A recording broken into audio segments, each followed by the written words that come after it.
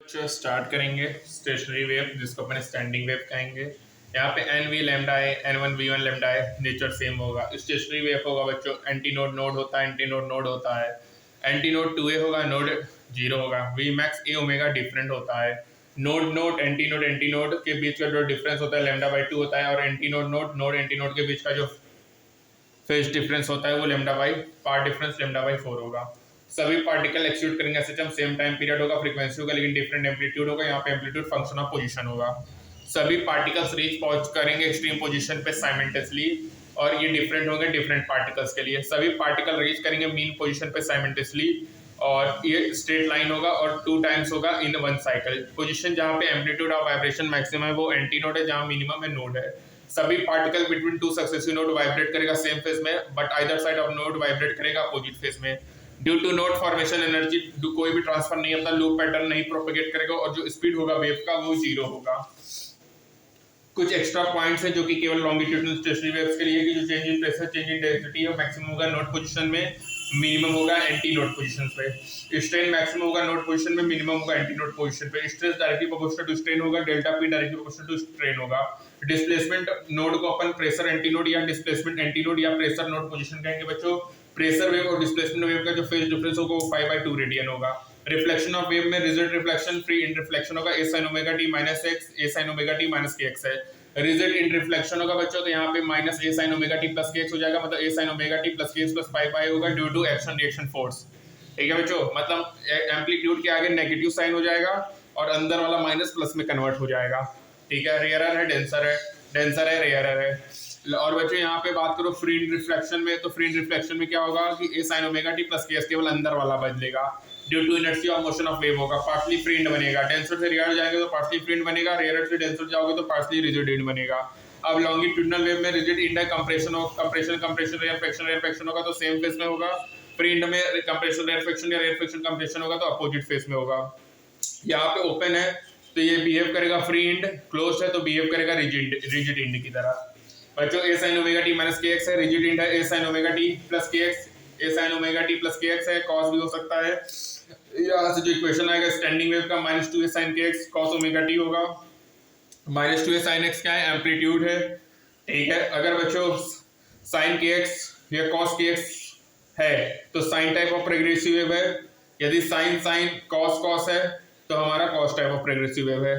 बच्चे याद रखिएगा, साइन cos है तो साइन टाइप है, cos cos है तो cos टाइप प्रोग्रेसिव वेव है या साइन साइन है।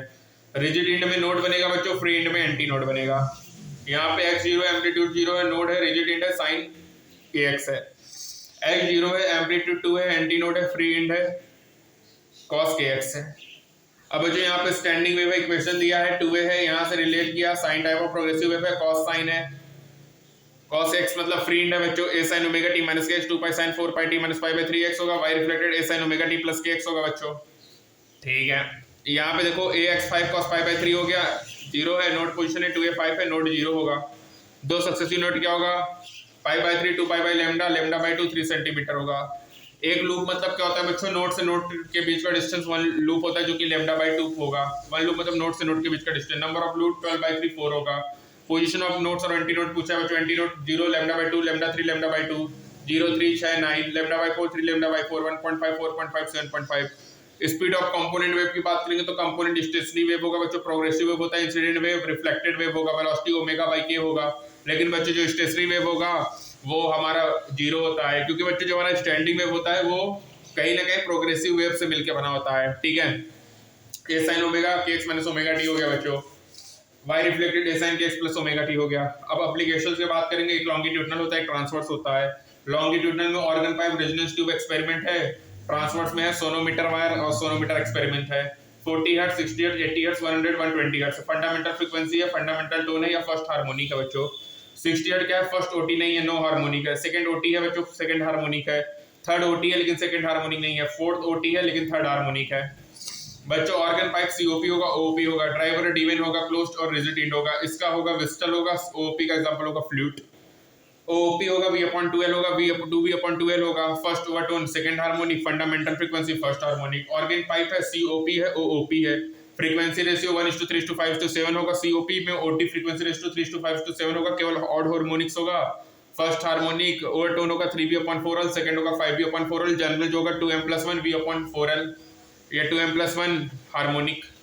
ओपी की बात करें तो फ्रीक्वेंसी रेशियो 1:2:3:4 होगा, ओटी फ्रीक्वेंसी रेशियो 2:3:4 होगा, both harmonics high quality of sound होगा। First overtone 2v/L, 3v/2l, m+1 v/2l होगा, m+1 हार्मोनिक होगा। तो बच्चों सीओपी होगा 2m+1/v harmonic v/4l, m+1 v/2l होगा, ओपी होगा। बच्चों यहाँ पे frequency of source 7th overtone equal है 5th ओवरटोन के, तो एनसीओपी इज इक्वल टू 250v/4lc, दोनों को बराबर 5/4। एलसीओपी 2m+1 harmonic 11v third harmonic 3v/4l, दोनों को माइनस किया, आ गया हमारा।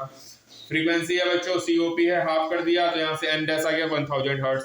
579 है बच्चों सीओपी का रेशियो है, 5v/4l है बच्चों, एक निकाला 1 मीटर आ गया। वाटर फिल करेंगे बच्चों तो एन बढ़ेगा तो इंटेंसिटी बढ़ेगा, टेम्परेचर बढ़ाएंगे तो बच्चों एन बढ़ेगा, गामा बढ़ेगा तो एन बढ़ेगा। ठीक है, n1 हो गया v/60, n2 हो गया v/61, दोनों का माइनस किया, आ गया। दूसरा मेथड भी है। ट्यूनिंग फॉर्क है बच्चों 31 है, फ्रीक्वेंसी पूछा है बच्चों। ठीक है, तो n+4 n-4 हो गया, n+4 n-4 हो गया बच्चों, यहाँ हो गया। एंड करेक्शन क्या होगा, due to inertia of motion बच्चों, position of antinode slightly shift हो जाएगा, वो open end of organ pipe, और वो उसको अपन इंड करेक्शन कहेंगे बच्चों, इनर्शिया ऑफ मोशन की वजह से।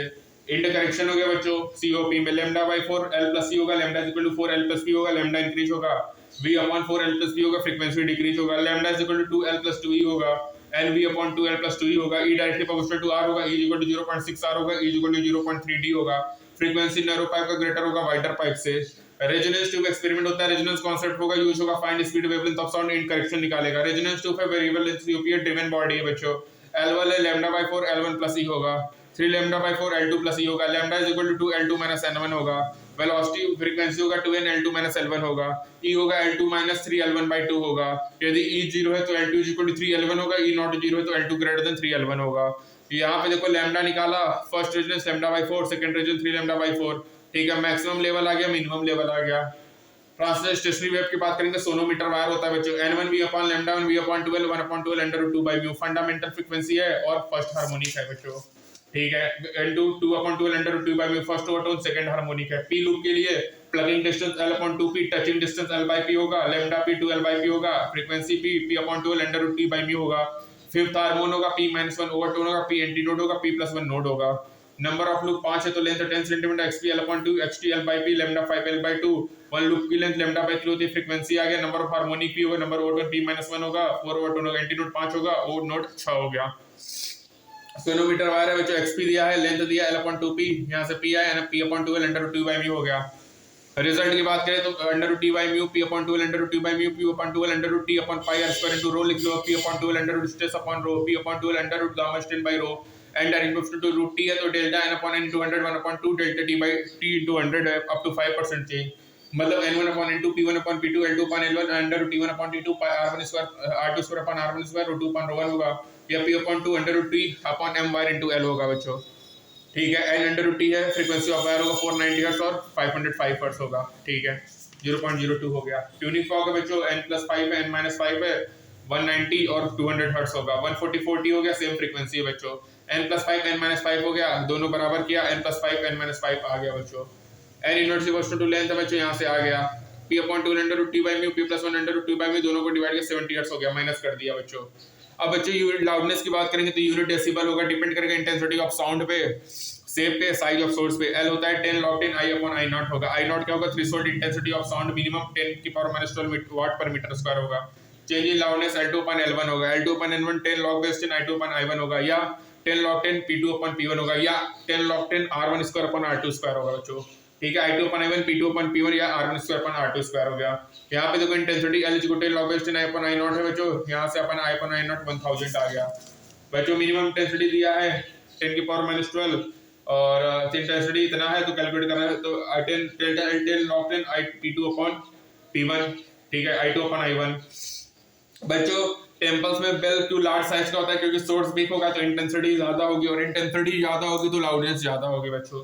इसीलिए जो टेम्पल्स होते हैं वहां पे हमारा लार्ज साइज का रिंग होता है, क्योंकि लार्ज साइज होगा तो सोर्स बिग है, इंटेंसिटी ज्यादा तो लाउडनेस ज्यादा होगा। Delta L = 10 base log 10 I2/I1 P2/P1 या R1²/R2² है बच्चों।